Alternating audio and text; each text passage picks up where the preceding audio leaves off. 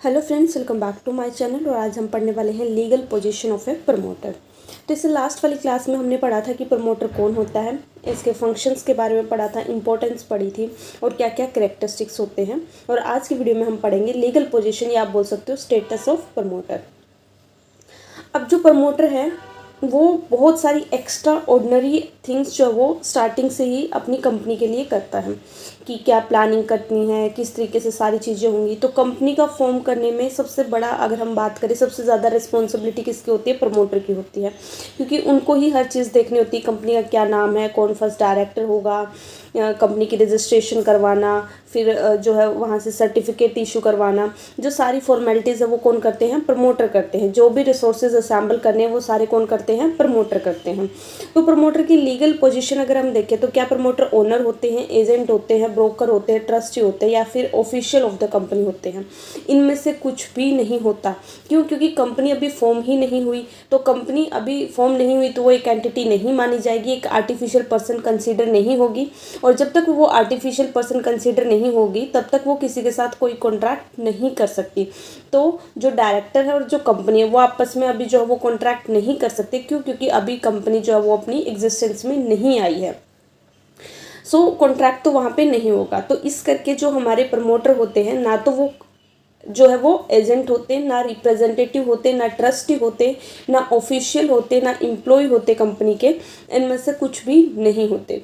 तो अब इस वीडियो में हम जानेंगे कि एक्चुअल में प्रमोटर की जो है वो क्या पोजीशन होती है कंपनी के अंदर। प्रमोटर जो है वो एक्ट करते हैं like an owner, but he is not actually the owner. वो ओनर नहीं होते। इवन वो पैसा भी इन्वेस्ट नहीं करते हैं कंपनी के अंदर। वो पब्लिक को इन्वाइट करते हैं कंपनी में पैसा इन्वेस्ट करने के लिए, ओनर। तो एक्चुअल में अगर हम बात करेंगे रिलेशनशिप की, तो कंपनीज एक्ट में जो है प्रमोटर को डिफाइन नहीं किया गया है। बट अगर हम बात करें, स्पेशल रिलेशनशिप है यहाँ पे प्रमोटर का विद द कंपनी। वो कौन सा रिलेशन है? Fiduciary relation. ठीक है, यहाँ पे लिखा भी हुआ from the fiduciary position of the promoter. तो यहाँ पे जो रिलेशन होता है वो कौन सा रिलेशन होता है? फिड्यूशरी रिलेशनशिप होता है। किसके किसके बीच में? कंपनी के बीच में और हमारा प्रमोटर के बीच में। फिड्यूशरी रिलेशनशिप क्या होता है? एक ट्रस्ट का रिलेशनशिप, ठीक है, जिसमें ट्रस्ट होता है। तो यहाँ पे प्रमोटर किस चीज़ के लिए मतलब माना जाएगा कि वो सिर्फ और सिर्फ कंपनी के इंटरेस्ट के बारे में बात करेगा। वो सिर्फ जो भी एक्शन लेगा वो कंपनी के इंटरेस्ट के लिए करेगा। कंपनी मतलब ये उसको ये नहीं देखना कि मेरा इस चीज़ में पर्सनल बेनिफिट हो रहा तो मुझे ये काम करना, नहीं। उसने जो है खुद को नहीं देखना, अपना कोई भी पर्सनल बेनिफिट नहीं देखना, ज़्यादा से ज़्यादा कंपनी के बेनिफिट के बारे में सोचना है। तो ऐसा रिलेशनशिप होता है प्रमोटर का और कंपनी का। इसके बाद यहाँ पे दो इंपॉर्टेंट चीज़ें दी गई है। फर्स्ट क्या है? जो प्रमोटर है वो अपना कोई भी पर्सनल बेनिफिट, जो पर्सनल प्रॉफिट है वो नहीं बना सकता कंपनी के पैसे से। ठीक है, कोई भी ऐसी कोई ट्रांजेक्शन नहीं कर सकता जिससे जो वो कोई सीक्रेट प्रॉफिट जो अपने पास रख ले। जो प्रमोटर है वो कोई भी सीक्रेट प्रॉफिट नहीं बना सकता कंपनी से। अगर वो ऐसा कुछ करता है तो वो लाइबल होगा कि वो उसे कंपनी को वापस जो वो अमाउंट जो है वो रिफंड करनी पड़ेगी। वो ऐसा कोई भी काम नहीं कर सकता जिससे जब मतलब कहीं कोई ट्रांजेक्शन करी और उससे प्रॉफिट हुआ तो वो प्रॉफिट उसने कंपनी को बताया नहीं, अपनी पॉकेट में डाल लिया कि ये तो मेरा पर्सनल बेनिफिट है, मैं इसे रख लेता हूँ। तो ऐसा प्रमोटर नहीं कर सकता। सेकेंड चीज़ क्या आती है कि जो प्रमोटर है वो खुद की प्रॉपर्टी बेच के कंपनी को कोई बेनिफिट नहीं कमा सकता। एग्जाम्पल कि मान लो मैं प्रमोटर हूँ, मेरे पास जो है वो 2 लाख की प्रॉपर्टी है। अब मैंने क्या करा, इस प्रॉपर्टी को कंपनी को बेच दिया। कितने में? फॉर एग्जाम्पल 3 लाख में। अब ये जो डिफरेंस है 1 लाख का, ये मेरा क्या होगा? ये मेरा पर्सनल प्रॉफिट होगा जो मैंने खुद की प्रॉपर्टी कंपनी को बेच के कमाया है। तो मैं इस तरीके का प्रॉफिट भी नहीं कमा सकती और जो भी ट्रांजैक्शन करूँगी हर चीज़ मेरे को डिस्क्लोज करनी पड़ेगी कि ये ट्रांजैक्शन ऐसे ऐसे हुई है, राइट। तो अब मान लो मैंने ऐसा कुछ करा कि 2 लाख की प्रॉपर्टी 3 लाख में बेच दी। तो जब ये बात कंपनी के पास पहुंची, कंपनी को ये बात पता चली, तो कंपनी यहाँ पे 2 चीज़ें कर सकती है। कंपनी इस कॉन्ट्रैक्ट को कैंसिल भी कर सकती है, ठीक है, इस डील को मतलब इस ट्रांजेक्शन को कैंसिल भी कर सकती है। दूसरा, अगर रिजेक्ट नहीं करेगी तो इसको एक्सेप्ट भी कर सकती है, बट जो प्रॉफिट की अमाउंट मैंने जो है वो कमाई थी एक तरीके से, वो रिकवर कर लेगी मुझसे। फॉर एग्जांपल कि ठीक है ये ट्रांजेक्शन तो ये प्रॉपर्टी तो हम अपने पास रखते हैं, बट जो 1 लाख रुपए का आपने अपना पर्सनल प्रॉफिट कमाया है वो कंपनी को वापस देना पड़ेगा। तो इस केस में ऐसा होगा कि मैं कोई भी अपनी जो खुद की प्रॉपर्टी बेच के, मतलब प्रमोटर खुद की प्रॉपर्टी बेच के कोई भी इस तरीके का प्रॉफिट अर्न नहीं कर सकता, ठीक है, वो चीज़ अलाउड यहाँ पे नहीं होगी।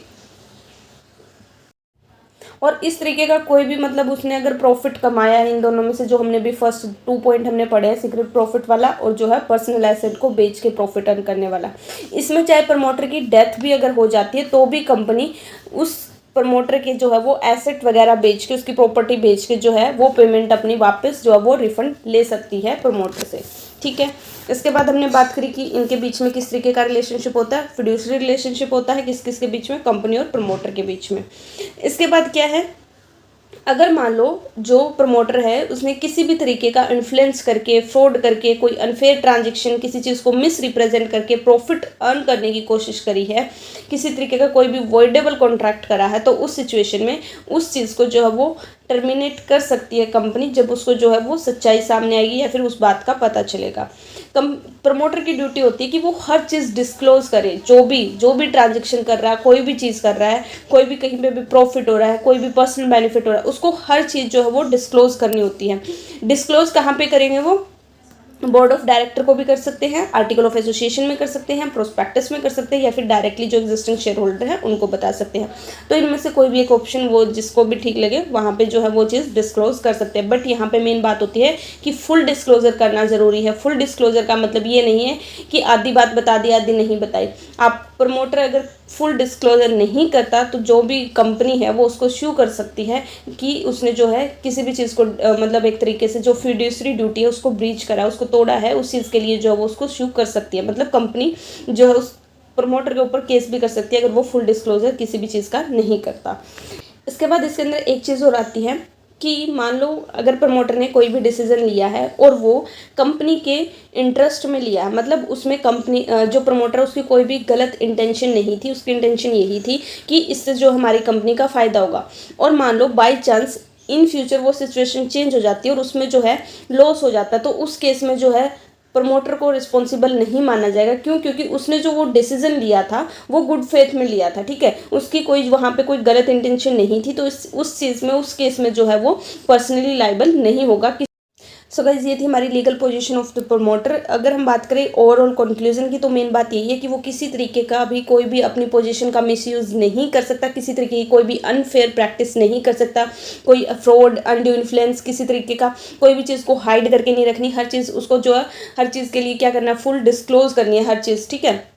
अगर वो ऐसा नहीं करता तो वो उस चीज़ के लिए कंपनी उसे स्यू कर सकती है। किसी तरीके का पर्सनल बेनिफिट वो नहीं उठा सकता, सीक्रेट प्रॉफिट नहीं कर सकता। उसको हर हालत में जो है वो कंपनी के लिए डिसीजन लेना है, कंपनी के बेनिफिट के लिए, अपने जो है अपने पर्सनल बेनिफिट को नहीं देखना, बल्कि कंपनी के बारे में सोच के कंपनी के हिसाब से जो है वो डिसीजन लेना। ओवरऑल कंक्लूजन इसका यही है। और रिलेशन याद रखना, ये एमसीक्यू में भी क्वेश्चन बनता है कि क्या रिलेशन होता है, फिड्यूसरी रिलेशनशिप होता है बिटवीन, या फिर आप बोल सकते हो ट्रस्ट वर्दी फिड्यूसरी रिलेशनशिप होता है between company and promoter. So इससे नेक्स्ट वीडियो में हम पढ़ेंगे राइट्स ऑफ प्रमोटर और liabilities of promoter. So guys thank you so much for watching this video. Please like, share and subscribe. Bye bye, take care, have a good day.